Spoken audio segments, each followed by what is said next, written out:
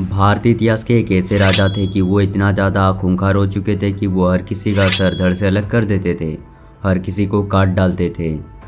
दरअसल दोस्तों हम बात कर रहे हैं सम्राटों का सम्राट अशोक सम्राट का। वो अपने पिता बिंदुसार के 100 पुत्रों में से एक थे। उनकी माता का नाम सुबंद्रगी के रूप में बताया गया है।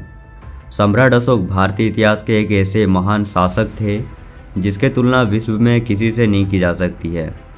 वह भारत के मौर्य साम्राज्य के तीसरे शासक थे जिन्होंने 269 ईसा पूर्व से 232 ईसा पूर्व तक भारत के लगभग सभी महाद्वीपों पर शासन किया था। सम्राट अशोक को उनके अद्भुत साहस, पराक्रम, निडरता के वजह से जाना जाता है। सम्राट अशोक एक ऐसे शासक थे जिन्होंने अपने शासनकाल में अपनी कुशल कूटनीति का इस्तेमाल करके मौर्य साम्राज्य का विस्तार किया था। इतिहास में अगर देखा जाए तो उनके जैसा निडर सम्राट न कभी हुआ न शायद कभी होगा। उनके रहते हुए मौर्य साम्राज्य पर कभी भी कोई विपत्ति नहीं आई थी। फिर एक ऐसा दौर आया जिसमें सबको हिला के रख दिया। तकरीबन 261 ईसा पूर्व में भारतीय इतिहास के सबसे शक्तिशाली और ताकतवर योद्धा सम्राट अशोक ने अपने मौर्य साम्राज्य का विस्तार करने के लिए कलिंग राज पर आक्रमण कर दिया और इसके खिलाफ युद्ध की घोषणा भी कर दी।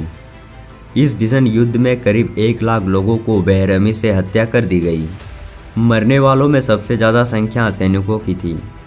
इसके साथ ही इस युद्ध में करीब 1.5 लाख लोग बुरी तरीके से घायल हो गए थे।